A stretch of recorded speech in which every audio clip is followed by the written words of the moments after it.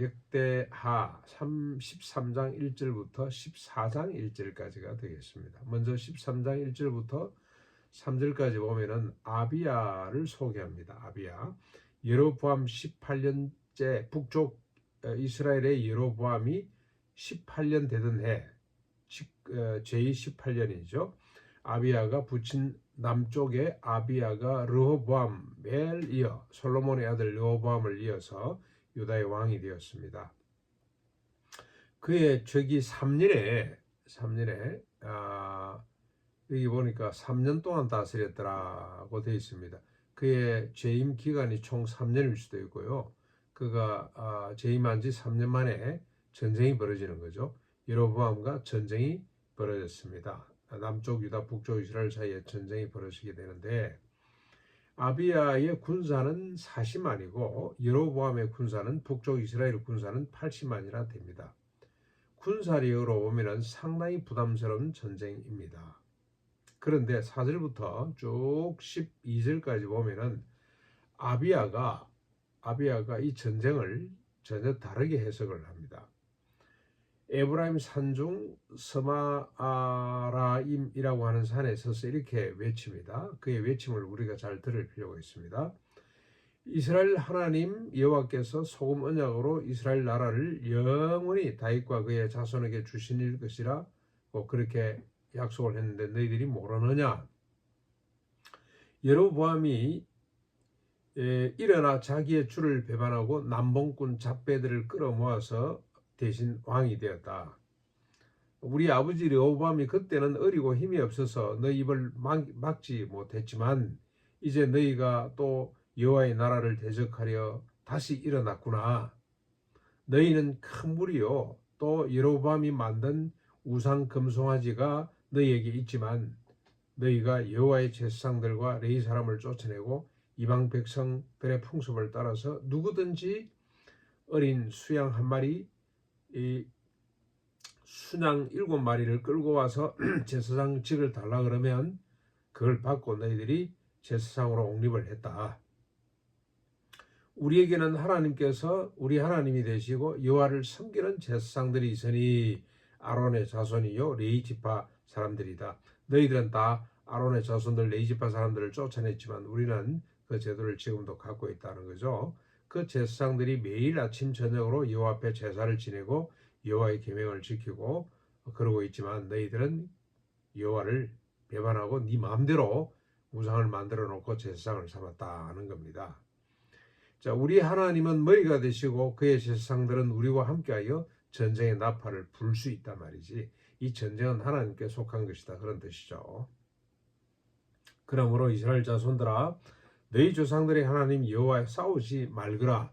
너희가 행통하지 못할 것이다. 이제 전쟁 포기하고 돌아가라고 그렇게 외칩니다.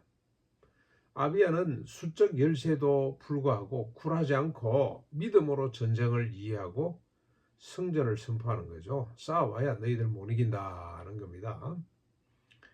여로보암의 세력에 눌려서 예루살렘으로 주랭랑을 쳤던 아비 르호보암과는 완전히 다릅니다.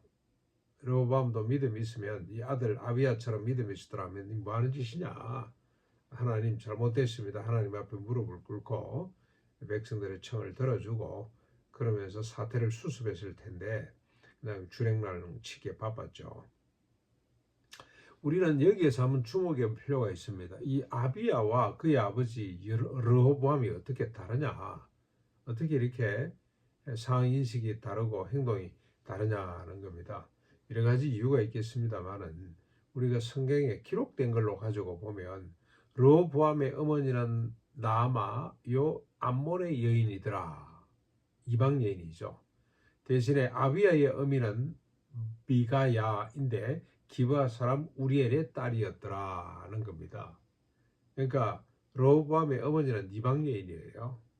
그리고 그 어머니의 이름이 육해라고 하는 뜻을 가지고 있습니다. 그러나 아비야, 유대인 어머니 아비야는 여호와는 나의 빛이라고 하는 그런 이름을 갖고 있습니다. 이 차이라고 저는 생각을 합니다. 어머니의 차이. 그러니까 여러분 신앙생활에는 어머니가 참 중요하죠.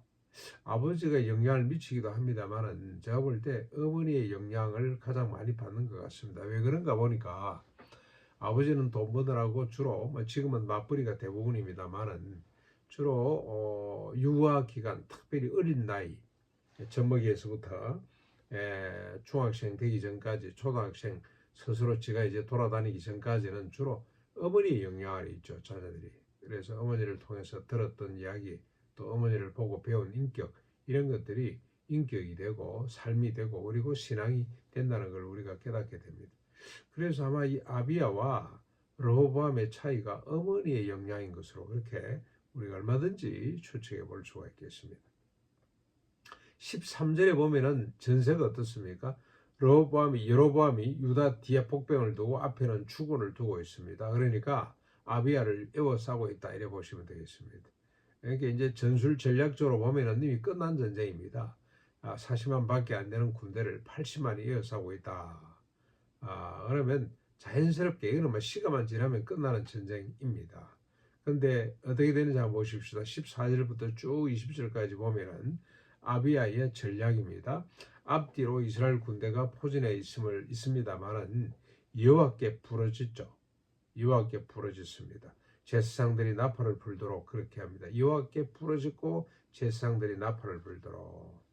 유다가 진군하자 그 소리를 듣고 40만이 진군을 하는데 숫자적으로 보면은 이해가 안 됩니다만은 여호와께서 앞장서셨습니다. 여로보암과 온 이스라엘을 여호와께서 앞장서 가시면서 치십니다. 도망하는 자를 유다인의 손에 맡깁니다. 유다 군대의 손에 맡겼습니다.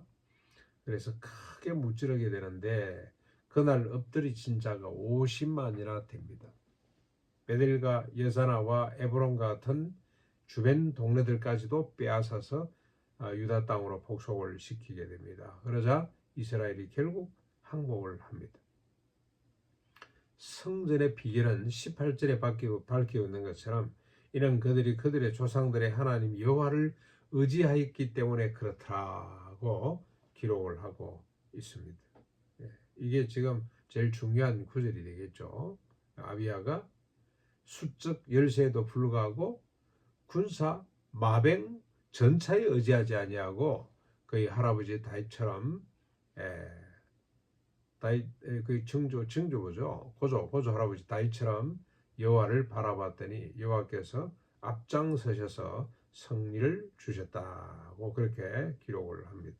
21절부터 그리고 마지막 1절까지 보시면 아비야의 마무리죠. 마지막인데 점점 강성해졌더라. 아내가 14명, 아들이 22명이고 딸 16을 두었더라. 그때 10년 동안 평안했더라. 이 아비야는 아비암이라 그러기도 하고 아비야는 제2 기간이 그렇게 길지 않습니다. 앞에 우리가 1절에서 봤습니다만 3년 전쟁이 발발한 해이기도 하고 그리고 그가 이제 임기가 끝나는 기간이기도 하고 3년밖에 되질 않아요. 근데 10년 동안에 평안했더라 하는 것은 그 아들 아사 때까지 포함해서 이 전쟁 때문에 아마 북쪽 이스라엘은 다시 전쟁할 수 있는 힘을 잃어버린 것 같습니다. 큰 손실이죠. 50만이나 죽었으니 얼마나 나라가 약해졌겠습니까? 그래서 10년 동안 전쟁이 없었더라. 그렇게 이해하면 되겠습니다. 성전 흥망성쇠 평안은 여호와의 손에 달려 있다는 걸 깨닫게 됩니다. 사람의 손, 군사력이 있는 것이 아니고 말에 있는 것이 아니라 여호와의 손에 달려 있다. 다시 말하면 여호와의 그 능력과 여호와를 의지하느냐 못하느냐의 승리와 실패가 달려 있다는 것 우리가 다시 한번 더 깨닫게 됩니다. 오늘도 여호와를 의지한다는 것은 다른 거 아니죠. 말씀을 의지하는 겁니다. 말씀이 여호와로 있는 겁니다. 하나님으로 계시는 거죠. 말씀을 의지하고 의와 평강과 희락을 누리는 복된 삶이 될 수 있기를 바랍니다.